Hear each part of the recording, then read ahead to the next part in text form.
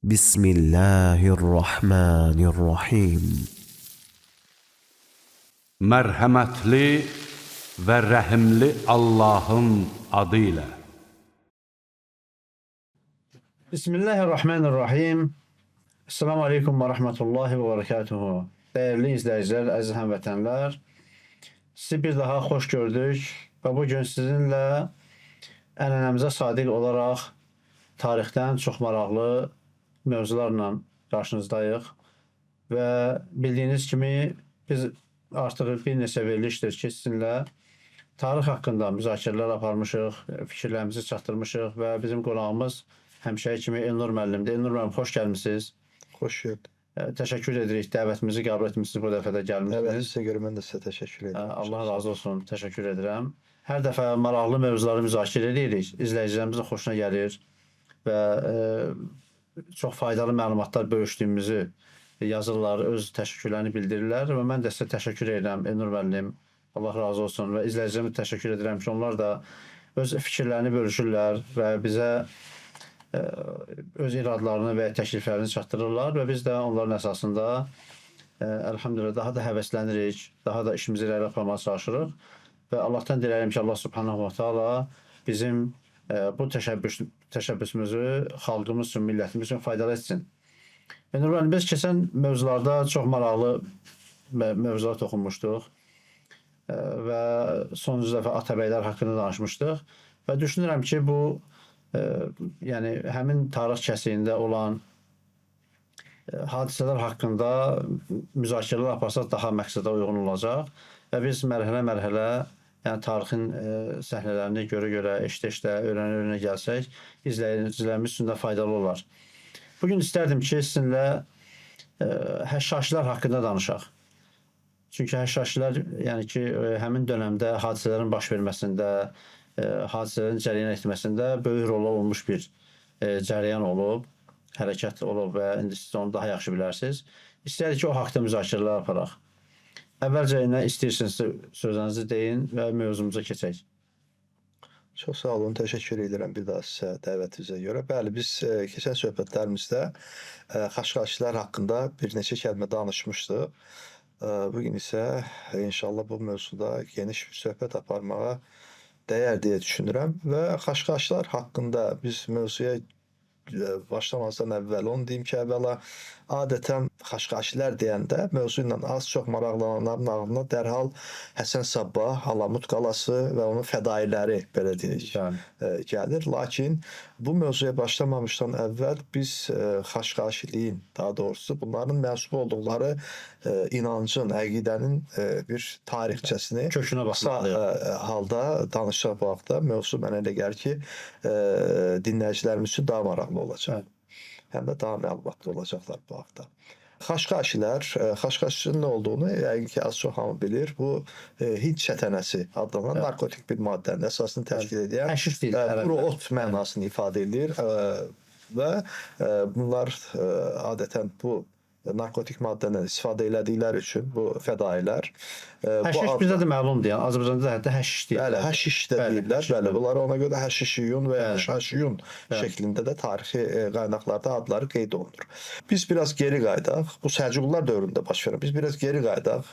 9-cu əsrə qayıtmalı. 9-cu əsrin ikinci yarısında Şiə icmasında bir böhran başladı.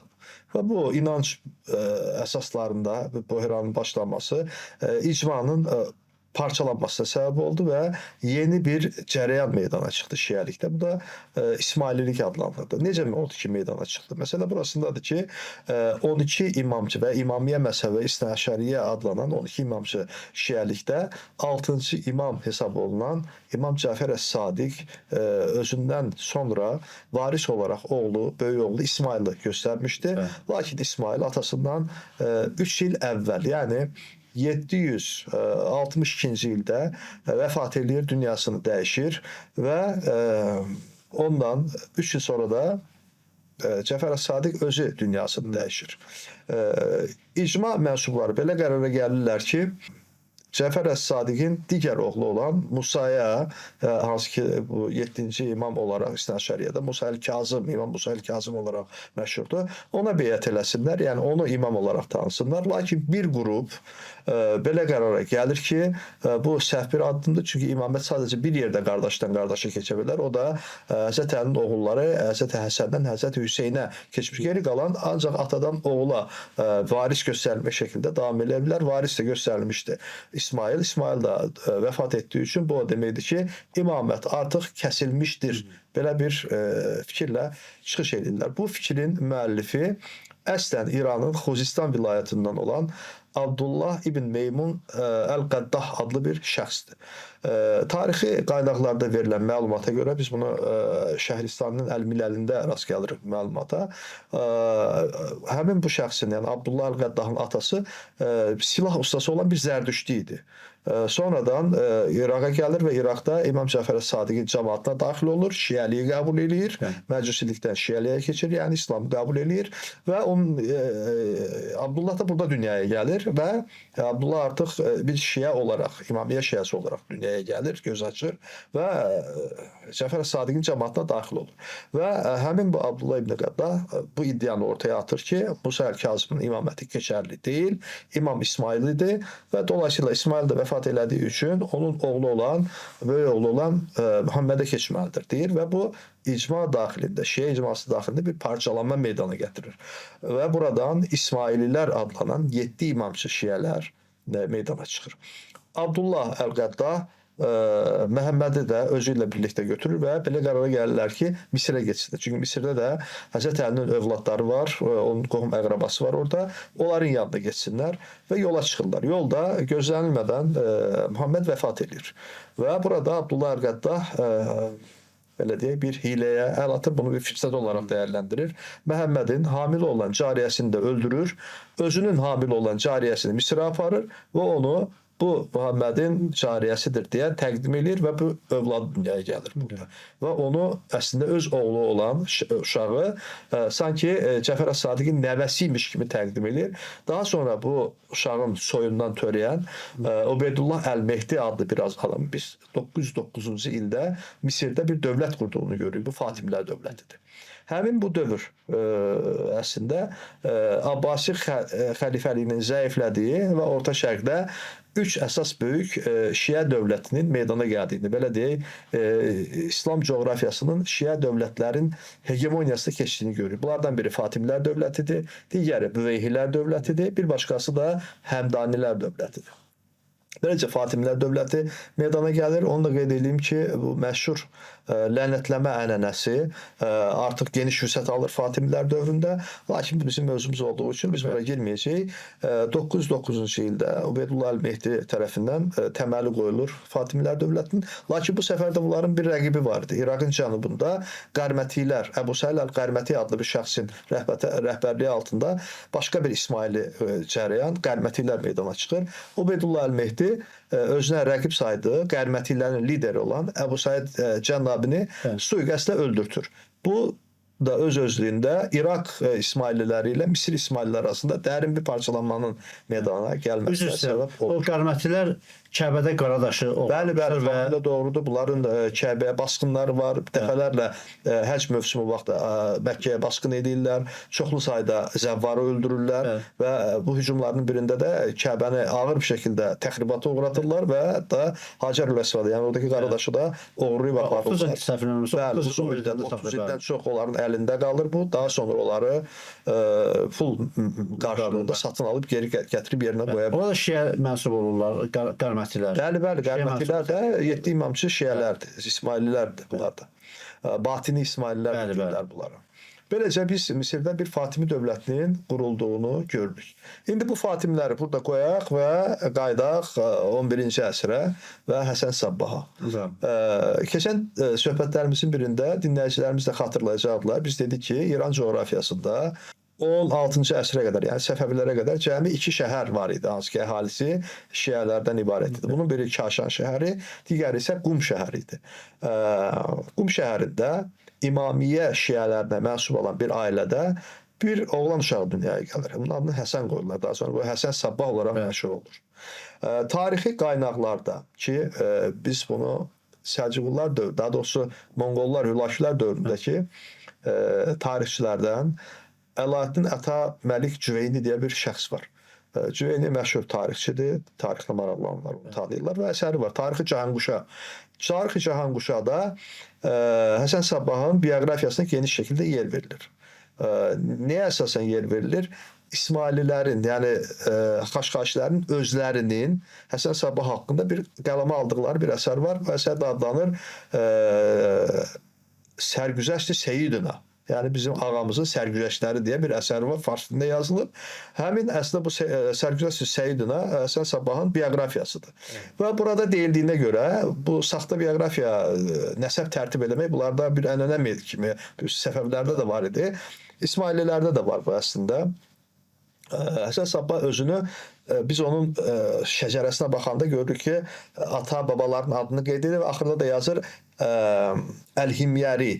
Himyər krallığı bilindiyi kimi İslamdan əvvəl Yəməndə qurulmuş bir ərəb krallığıdır. Belə iddia edilir ki, güya bunun ulu əcdadı Yəməndən köçüb İrana gəlmişdir və Himyər krallarının övladı, Himyər krallarının soyuna nisbət edir, özünü aid edir. Amma İbnül Əsir kimi tarixçilər yazılar ki, tamamilə yalandır. Bu adam milliyyətcə farsdır və İranlıdır.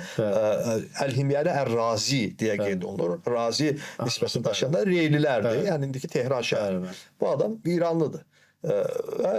Himyər kralları ilə də heç bir qohumluq əqrəb. Sadəcə özünü sırmaq üçün o vaxt. Bəli, yəni öz daha hörmət eləmək üçün. Əsilzadəlik, kral soyundan, hökmdar soyundan gəlmə kimi bir özünə belə bir belə deyilən məşruluq, qanunilik qazandırmaq üçün belə bir üsul əlatmışdır. Beləcə Həsən Sabbah 12 imamçı şiə bir ailədə dünyaya gəlir və 17 yaşınacan da bu əqidədə davam edir. Daha sonra onu da deyim ki, Fatimilər öz adamlarını belə geniş bir casus şəbəkəsi qurmuşdular. Bunlara dailər deyirdilər. Üzr müəllim, bu məsələ keçməmişdən əvvəl bu batinilik ki var. Bəli. Yəni biz İslam tarixini oxuyanda batinilik görürük ki, batiniliyin bir çox qolları var. Bəzən siz sadaladınız. Ümumiyyətlə bunların belə deyək də şiəliyin əsasında bu batinilik dayanıb da. Yəni tarix bunu göstərir ki, gedişatdan yəni bu etiqadın əslində batinilik dayanıb. Yəni batinilik nədir? Batinlik qısaca olaraq desək adı üstündədir. Batin, yəni içə dönük mənasını, gizlilik mənasını ifadə edir. Amma niyə görə? Yəni zahiri mənaya yox. Bəli. Quran-ı Kərimin, bəli, sizin də dediyiniz kimi Quran-ı Kərimin açıq mətndə yazılı olan zahiri mənasını yox, batini mənasını izah edildiyi üçün, daha doğrusu güya əslində belə bir şey yoxdur. Burada deyilən irəli gəldir. Mən onu icazənizlə deyim. Məlum olduğu kimi şiəlikdə inanc əsasının təməlini imamət etiqadı. Quran-ı Kərimdə imamət haqqında bir kəlmə belə yoxdur. Yoxsa nə etmək lazımdır? Bunu oradan Buna görə də ona siz bilməzsiniz, imamlar bilər, bunun batini mənalılar, onlar bilirlər deyə belə bir iddia ilə çıxış edirlər. Bu səbəbdən də bir çox tarixçilər bunları həmçinin batinilər deyə adlandırırlar. Həm də bir çox etiqadlar uydurublar özlərinə. Hansı ki, yəni o etiqadlar fərqli dinlərdən götürülür. Sufilikdə məsələn çox dinlərdən götürülür. Xristianlıqdan götürülür, bəzi yahudilikdən götürülür. Oradan götürülür. Numerologiya və ya cifr elmi kimi, hətta bu sehrə varislik məsələn vəli olması, varislik olması, varisi ilə belə deyək, imamətin varisinin ötürülməsi, Musa məsələn Harun Musanın vəlisi olduğu və s. bu kimi şeylərdən özlərinə etiqadlar formalaşdırıb. Yəni bunlar dəyərli izləyicilər. Yəni batinilik haqqında siz araşdırsanız, yəni YouTube-da və ya məsələn Google-da yazsanız batinilik etiqadları bir çox məlumatlar əldə edə bilərsiniz. Yəni çox maraqlı məlumatlardır. Buyurun müəllim. Fatimilərdən danışırdıq və Fatimilər bütün İslam coğrafiyasında böyük bir casus şəbəkəsi belə deyək qurmuşdular. Bunlara dahi deyirlər, dəvətçilər. Bunlar əslində həqiqətən dəvətçi idilər. Yəni insanları batiniliyə, İsmaililiyə dəvət edirdilər. Eyni zamanda bir casus şəbəkəsi idi. Və bu casus şəbəkəsinin İraqdakı emissarı olan, başında dayanan bir şəxs var. İbn Attaş deyə bir şəxs vardı. İbn Attaşla Həsən Sabbah tanış oldular. Həsən Sabbah bu vaxt 16-17 yaşında bir gəncdir və İbn Attaş bunu bilgisizliyindən belə deyə istifadə eləyərək əslində böyük bir fərq də yox idi. Yəni sadəcə 12 imamlıqdan 7 imamçılığa keçmişdi. Yəni əqidəsi çox da dəyişməmişdi. Şiə əqidəsi idi və bunu İsmailiyyə dəvət edir və Həsən Sabbah da bunu qəbul eləyir. 2 ilə yaxın təqribən İbn Əttaşdan bu təlim alır, dərs alır. İbn Əttaş bunun bacarıqlı, savadlı bir gənc olduğunu görür və onu bir perspektiv görür bunda, yəni ki, bundan bir şey çıxar deyə düşünür və hətta onu Misirə baş dahiləri olan İsmailiyyə baş dahilərinə bir məktub yazır və onu tanış edir, onu göndərir Misirə. Hardasa 20'li yaşlarında Həsən Sabbah Misirə gəlir. Misirdə İsmailiyyə baş dahisi ilə tanış olur.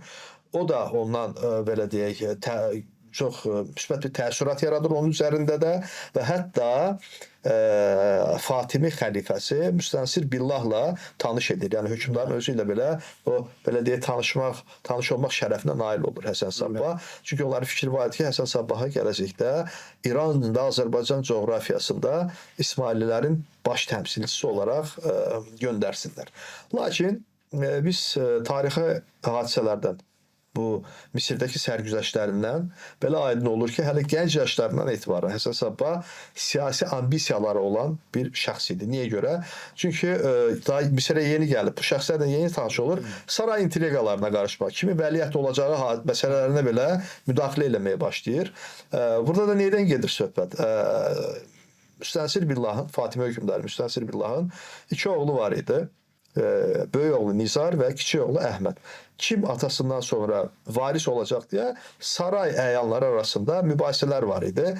Kiçik oğlu olan Əhmədin tərəfdarı Bədr əl-Cəmali adlı Fatimilərin baş vəziri idi. Lakin maraqlı bir şəkildə buna müxalif olaraq Həsən Sabbah Nizarı dəstəkləyir və Nizarın ətrafında bir tərəfdar kütləsi toplamağa çalışır. Bu onun Fatimilərin vəziri olan həmin o Bədr Cəmali ilə münasibətlərinin kritik həddə gəlib çatmasına səbəb olur. İş öyle gəlib çatır ki, Həsən Sabbahı həbsə atırlar, zindana atırlar Misirdə. Lakin bir müddət sonra həbsdən azad edib sürgün edirlər. Yəni Misirdən çıxarılır. Həsən Sabbah İrana gəlir.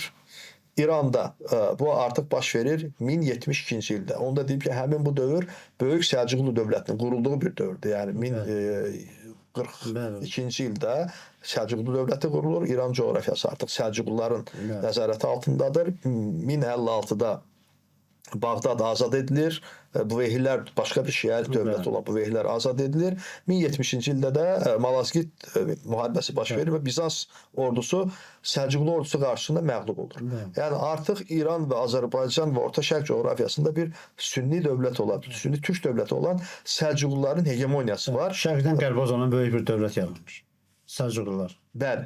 Belə bir şəraitdə Həsən Sabbah İrana qayıdır və o İrana qayıtdıqda təqribən 10 ilə yaxın İranın müxtəlif şəhərlərini gəzir, dəvətlə məşğul olur və 1090-cı ildə köhnə bir qala olan Qəzvin şəhəri Cənubi Azərbaycanda Qəzvin şəhərindən 70-80 kilometr şərqdə yerləşən, dəniz səviyyəsindən təqribən 2000 metr hündürlükdə yerləşən və qədim köhnə farsçada, Pəhləvi dilində qartal yuvası mənasını ifadə edən Alamut adlı bir qalanı ələ keçirir. Qala köhnə qala idi, lakin oranı ələ keçirəndən sonra təmir edir, möhkəmləndirir, ərzaq, silah, su anbarları tikdirir ki, uzun müddətli. Bu onu göstərir ki, o müharibəyə hazırlaşırdı. Yəni bilirdi, əvvəlcədən spontan bir hadisə deyildi, yəni hərəkatı planlaşdırılmış bir hadisə idi. Və burada yuvalanır, belə deyək, Həsən Sabbah və buradan ətrafa dəvətçilər göndərməyə başlayır. Maraqlı bir şəkildə 1094-cü ildə Müstənsir Billah, Fatimi hökmdarı Müstənsir Billah ölür. Öldükdən sonra təbii ki, o yerinə Əhməd keçir. Lakin Həsən Sabbah öz tabiçiliyi altında olan batinlərə xəlifənin Nizar olduğunu deyir və Nizar adına beyət toplamağa başlayır. Bu səbəbdən də bu İsmaililər həmçinin Nizari İsmaililər adlanırlar. Yəni tarix kitablarında fərqləndirmək üçün Fatimilərdən Nizari İsmaililər deyilir bunlara. Və ya Nizari Batinilər bu adla da məşhurdular. Həsən Sabbahın özünə məxsus təbliğat üsulu var idi, dəvət üsulu var idi və belə fikir ortaya atmışdı ki, yer üzü dinsiz yaşaya bilməz. Din isə imamsız yaşaya bilməz. Mümkün deyil. Mütləq bir imam olmalıdır və imam da qeyb olduğu üçün 12-ci imam qeybdə olduğu üçün Mehdi Əleyhisselam. bəli, Mehdi Mehdi Əleyhisselam Əleyhisselam qeybdədir. onların etiqadına görə artıq dünyaya gəlib və qeyb olub və onun mütləq yerdə bir hüccəti, bir təmsilçisi olmalıdır. O təmsilçisi də mənəm deyə özünü bu şəkildə sizə tanış gəlməlidir. Bəli, bəli. Bəli, mən onu demək istəyirəm ki, bu məsələn tanış gəlir. İndi yəni İran hakimiyyəti və məsələn orada Vilayət fəqih. Bəli, vilayət fəqih iddiası eyni bir şeydir yəni. Bəli, demək olar ki, vilayət fəqih ilə eynilik təşkil eləyir. Lakin Həsən Sabbahın dəvət üsulu da bir qədər fərqli idi. Onun dəvət üsulunun əsasında terror dayanırdı. Fərqli cəhəti bu idi. Məsələn, Fatimilərdə belə bir şey yox idi. Yəni gizli şəkildə müxalifləri sui-qəsdlər yolu ilə aradan qaldırmaq kimi bir ənənə yox idi. Bu ənənə Həsən Sabbahla başlayır. Həsən Sabbah öz əleyhidarlarını, kim ki onların əleyhinə hərəkət edir, təbliğat aparır, tanınmış şəxsləri sui-qəsdlə aradan götürmək metodunu seçmişdi. Belə bir mübarizə üsulu seçmişdi. Bunu da niyə görə eləmişdi? Biraz əvvəl dedi ki, Orta Şərq artıq bir Səlcuqlu dövləti vardı Orta Şərqdə və Səlcuqlu dövləti də bundan əvvəl də Büveyhilər dövləti vardı. Büveyhilər dövləti dövründə dini əqidəvi məsələlərdə bir xeyli pozulma baş vermişdi. Bunun qarşısını almaq üçün Səlcuqlular dövləti sadəcə belə deyək də buna zoraki metodlarla mübarizə aparmadılar buna qarşı. Eyni zamanda elmi metodlarla mübarizə aparmaq qərarına gəldilər. Bu da neydən ibarət idi? Səlcuqlu dövlətinin geniş ərazisində ilk dəfə bu paytaxt Nişaburda, daha sonra başqa şəhərlərdə, başda Bağdad olmaqla digər şəhərlərdə mədrəsələr açdılar. Bunu da açan Səlcuqluların məşhur vəziri Nizamülmülk idi. Onun adı ilə Nizamiyə mədrəsələri adlandı. Bu Nizami mədrəsələri əsas iki məqsədə xidmət edirdi. Bir, böyük Səlcuqlu dövlətinin, yəni kifayət qədər geniş coğrafiyada yayılmış Səlcuqlu dövlətinin məmur ordusuna ehtiyacı vardı. Yəni dövləti idarə eləmək üçün məmurlara, kadrlara ehtiyacı var. Bu kadr ehtiyacını qarşılamalı idi. İlk növbədə müxtəlif sahələrdə dövlət idarəsində bilik bacarığı olan kadrlar yetişdirməlidir. İkincisi, Fatimilərin bu təxribatçı dəvətinə qarşı əhl-i sünnə etiqadında olunan, sünniliyin təməllərini bilən din xadimlərinin yetişdirilib, ilahiyyatçıların yetişdirilib, dəvət yolu ilə bunun qarşısını almaq. Yəni, həm də elmi şəkildə bunun qarşısını almaq idi. Və bu hərəkat, daha doğrusu bu fəaliyyət, bu təşəbbüs onunla nəticələndi ki, Nizamülmülk Həsən Sabbahın sui-qəsdçiləri tərəfindən bir Ramazan günü iftardan sonra dilənçi qılığına girmiş, güya dilənçidir. İftardan sonra Ramazan ayında sədəqə toplayan bir dilənçi və çox təəssüflə qeyd eləmək istəyirəm ki, bu şəxs Azərbaycanlı idi bu sui-qəsdçi. Əbu Tahir Əl-Ərrani adı ilə məşhur olan bir batini sui-qəsdçisi idi. Nizamülkə yaxınlaşır. Təbii ki, onun qorumaları, can güdənləri, mühafizəçiləri yaxın buraxmırlar. Amma Ramazan ayında iftardan çıxan vəzir sədəqə verir. Əsas dönəm olur. Bəli, sədəqə vermək istəyir və dilənçi, sən eli dilənçidir, yaxın buraxır. Əlini uzadıb ona o sədəqəni verəndə, o da gizlətdiyi xəncəri çıxararaq, artıq yaşlı adam idi vəzir bu vaxt, ona çoxsaylı xəncər zərbələri vurur və bu xəncər zərbələrindən sonra Nizamülmülk həyatını itirir. Bir müddət sonra da Sultan Məlikşah dünyasını dəyişir, hansı ki, batillərə qarşı ordu göndərmişdi. Yəni ordu gücü ilə də bunların Alamut qalasını almaq istəyirdi. Batiliyə Həsən Sabbah hərəkatına son qaymaq istəyirdi. Məlikşah da dünyasını dəyişir. Məlikşahın dünyasının dəyişməsindən sonra biz keçən dərsimizdə də bu vaxtda danışdıq, bir taxt mübarizəsi başlayır. Hakimiyyətə Sultan Börküyarıq gəlir. Börküyarıq da sabitliyi təmin edəndən sonra ilk işlərindən biri batilliyə qarşı mübarizə aparmaq olur. Lakin bunlar işlərini artıq o şəkildə genişləndirmişdilər ki, o qədər yüksək almışlar ki, Sultanın özünə belə sui-qəsd edə biləcək səviyyəyə gəlib çatmışdılar və Börküyarıq yaralı olaraq qurtulur bu sui-qəsddən. Mübarizəsini davam elətdirir. Börküyarığın vəfatından sonra Məhəmməd Tapar hakimiyyətə gəlir. Məhəmməd Tapar daha ciddi şəkildə batillərin üstünə gedir. Hətta belə deyək, artıq bir şey qalmamışdı Məhəmməd Taparın dövründə. Bu batinliyin Həsən Sabbah hərəkatı son qoymağa ətrafdakı qalaları ələ keçirmişdilər. Alamut qalası mühasirəyə almışdılar. 1117-1118-ci illərdə hətta belə məlumat verir ki, qaynaqlar Alamutda artıq aclıq başlamışdı. Çünki ərzaq qıtlığı var idi mühasirədən ötürü. Lakin tam bu vaxt Məhəmməd Tapar vəfat edir. Məhəmməd Taparın vəfat etməsi ilə ordu mühasirəni dayandırır. Və bu bir Həsən Sabbahın qurtulmasına səbəb olur. Yəni canlı labid ölümdən və ya əsir düşməkdən. Hakimiyyətə Sultan Səncər gəlir. Sultan Səncər də mübarizə aparmaq istəyir. Lakin əlləri o qədər uzun idi ki, bunun casus şəbəkəsinin bir cariyə vasitəsilə yuxuda olan Sultan Səncərin yastığının yanına bir xəncər qoyurlar. Yəni bir işarə verirlər ki, əgər Həsənə əlimiz çatar, yəni sui-qəsd öldürə bilərik deyə. Belə məlumat verirlər ki, Sultan Səncərin gözü qorxur bu hadisədən sonra. Sui-qəsdə uğramaqdan qorxur və əvvəlki kimi ciddi şəkildə mübarizə aparmır bunlara qarşı. Həsən Sabbahın Xaşqaşiləri niyə görə, o məsələyə qayıda Xaşqaşi niyə görə deyirdilər?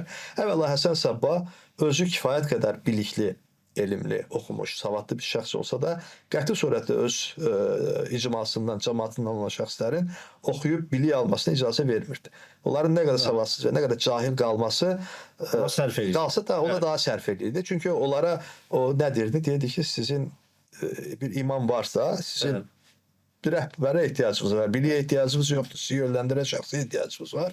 Və o biliyi, lazım olan miqdarda mən sizə verirəm deyə. Və bu biliyin əsasında da dediyim kimi Xaşqaş yanırdı. Niyə görə Xaşqaş? Çünki cahil insanları idarələmək asan. İdarə eləmək istədiyin kimi yönəldirsən, sizə etiraz eləmir. Bəli. Xüsusi yerlər hazırlatmışdı. Bağ, bağça, gözəl şəraiti olan və ora kənizlər qoyurdu. Sui-qəsdə göndərəcəyi fədailərə xaşqaş içirirdi. Tabii ki, bunlar xaşqaşın təsiri ilə huşlarını itirirdilər. Huşları özlərinə gələndə özlərini çox gözəl bağ, bağça və içəridə gözəl kənizlərin olduğu bir yerdə görürdülər. Burada bir müddət qalandan sonra yenidən həşişin təsiri ilə huşları itirdi və oradan çıxarırdılar, gətirirdilər. Şeyxül Cibal deyirdilər, dağların şeyxi deyirdilər. Şeyxül Cibalın yanına, Həsən Sabbahın yanına gətirirdilər və harda olduğunu soruşurdular. Dedilər ki, sən cənnətdəydin. İmam səni cənnətə göndərib, sonra da oradan geri gətirir. Bir daha qayıtmaq istəmə ora, təbii ki, kim istəməz. Əlbəttə ki, qayıtmaq istəyirəm. Ona tapşırıq verdilər. Bu tapşırığı yerinə yetirəcəksən, təbii ki, bu tapşırığı yerinə getirildən sonra səni də öldürəcəklər. O gördüyün yeri geri qayıdacaqsan. Və bu cahil insanlar, bu bisavad insanlar, nə dindən, nə dünyadan xəbər olmayan insanlar buna inanırdılar, aldanırdılar. Kimləri sui-qəsd törətmişdilər bunlar? Dediyim kimi. Nizamül-Mülk. Bir çox əhl-i sünnə alimlər. Yəni, hətta sayı bəlkə də bilinmir bunların öldürdüyü məşhur dəvətçilər. Mədrəsələr çox basqınlar. Bəli, mədrəsələr basqınlar edirdilər, məscidlərə basqınlar edirdilər, məşhur imamları, məscid imamlarını, vaizləri öldürürdülər, sərkərdələri, məsələn, məşhur xaçlara qarşı mübarizə aparır Səlahiddin Eyyubi 2 dəfə sui-qəsd edildi.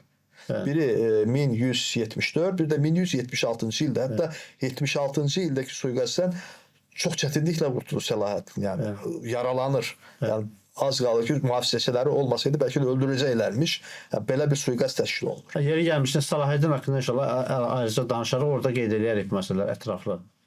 Səlahiddin haqqında danışarıq. İnşallah ayrı bir dərs təşkil edəcək Səlahiddin Eyyubinin fəaliyyəti haqqında. Məsələn, Homs əmiri Cənab-ı Dövlə deyilən məşhur bir sərkərdə var. Homs əmiri sui-qəsd nəticəsində öldürülüb. Səlcuqların Hələb əmiri bunlar tərəfindən, Xaşqaşilər tərəfindən sui-qəsdə uğrayaraq həyatını itirmişdi. Ən əsası isə Əmir Məvdud, Səlcuqların tanınmış əmirlərindən, sərkərdələrindəndir.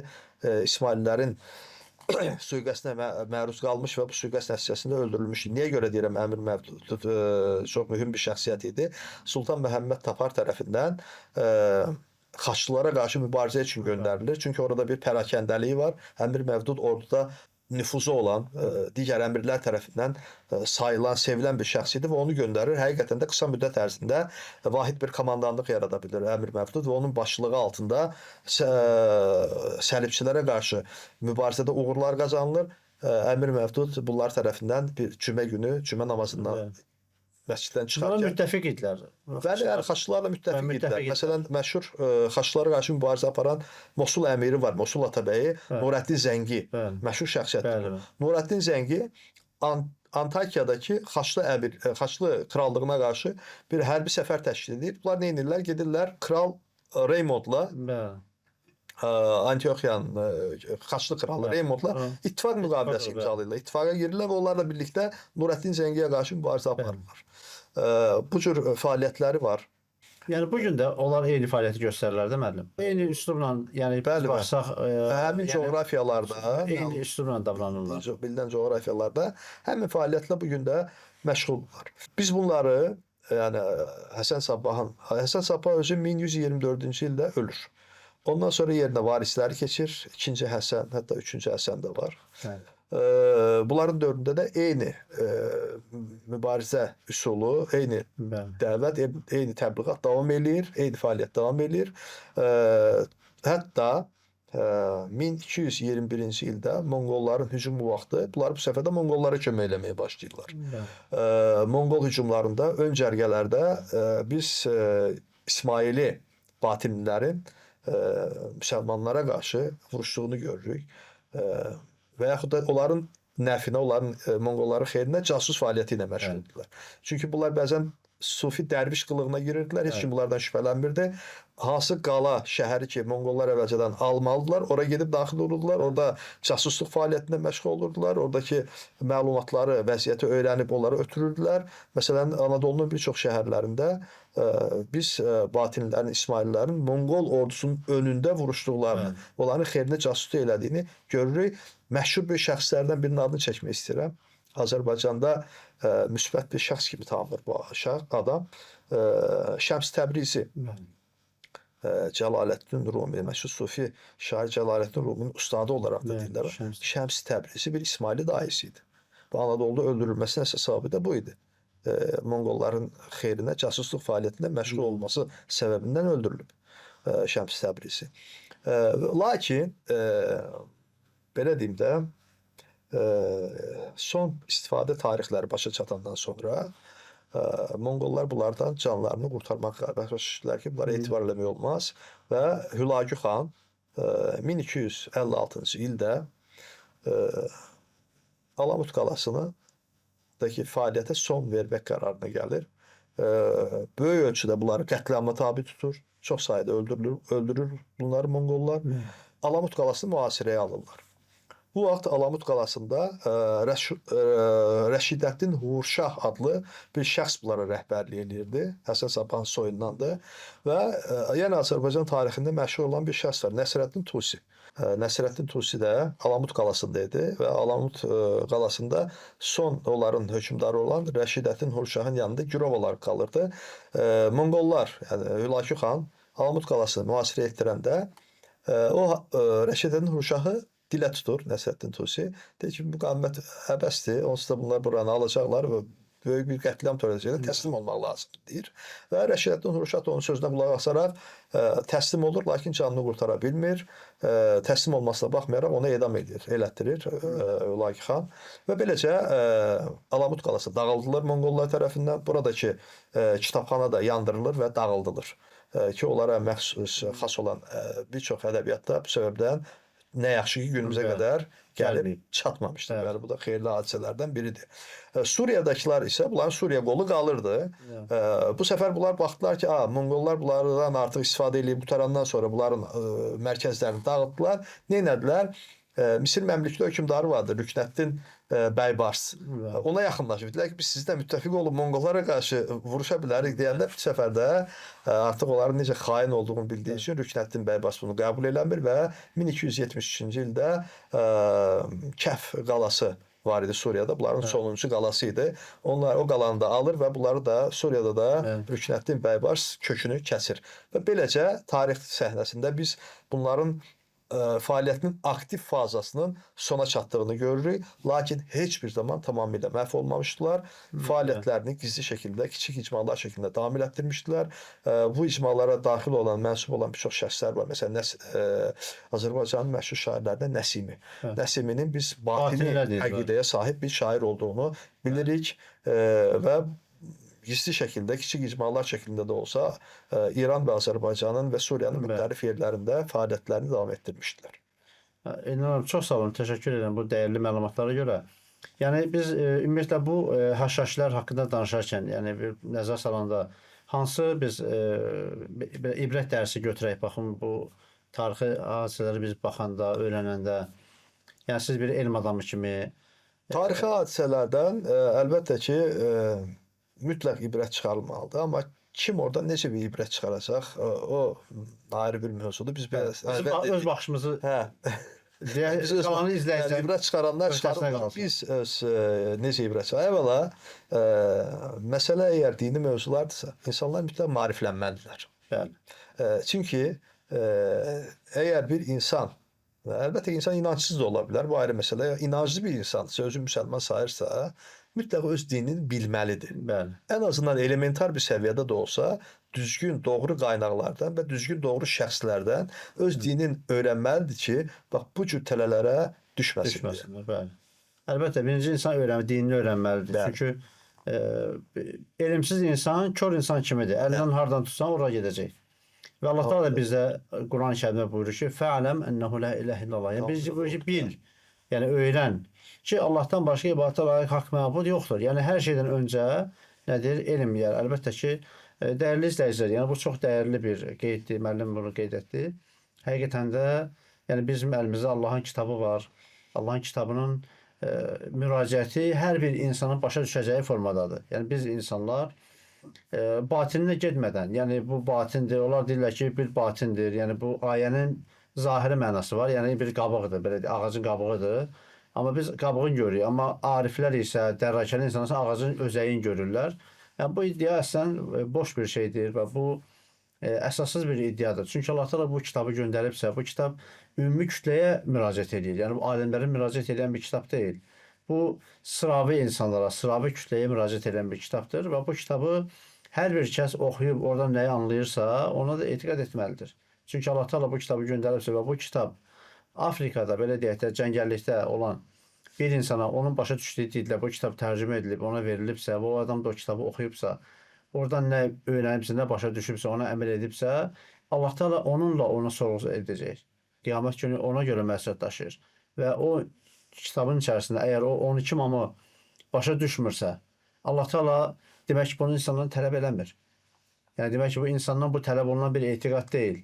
Və ya imamların vilayətinin keçməsi, fəqihlərin vilayəti idarə eləməsi, yəni məsələn, necə ki, Xomeyni İranda məsələn o çevrilişi eləyəndə nə ilə insanlar cəm elədi? Fəqih vilayətinə. Yəni ki, İmam Mehdinin hökmünü bugün icra edən bir vali var, vəliəhd var və s. və onunla insanları bu şüar altında cəm elədi. Amma gəlin qaytaraq bunu Quran-ı Kərimə görüb, Quran-ı Kərimdə bunun əksi varmı? Yəni bunun təsdiqi varmı? Əlbəttə ki, yoxdur. Bunu yalnız Həsən Sabahın etdiyi kimi ancaq batini mənadan bunu çıxara bilərlər, müxtəlif yozumlarla, mənanı dəyişməklə. Odur ki, biz Allahın kitabına, Allahın şəriətinə olduğu kimi yanaşmalıyıq. Yəni orada başqa bir mənalar axtarmağa lüzum yoxdur. Çox sağ olun Elnur müəllim. Təşəkkür edirəm. Mən təşəkkür edirəm. Siz sağ olun. Allah razı olsun. Əziyyət çəkdiniz, gəldiniz. Çox dəyərli məlumatlar verdiniz. İnşallah növbəti görüşlərimizdə daha maraqlı və tarix silsiləsinə uyğun inşallah maraqlı söhbətlər eləyəcəyik. Odur ki, Allaha əmanət olun əziz izləyicilər. Çox sağ olun. Siz də bizi izlədiniz. Və videolarımızı bəyənməyi, paylaşmağı da unutmayın. Çünki siz videoları bəyəndikdə, paylaşdıqda başqa insanlar da bu materiallardan faydalanırlar. Allah hər birimizi xeyir işlərə müvəffəq etsin. Esselamu Aleyküm və Rəhmətullahi və Bərəkətuhu.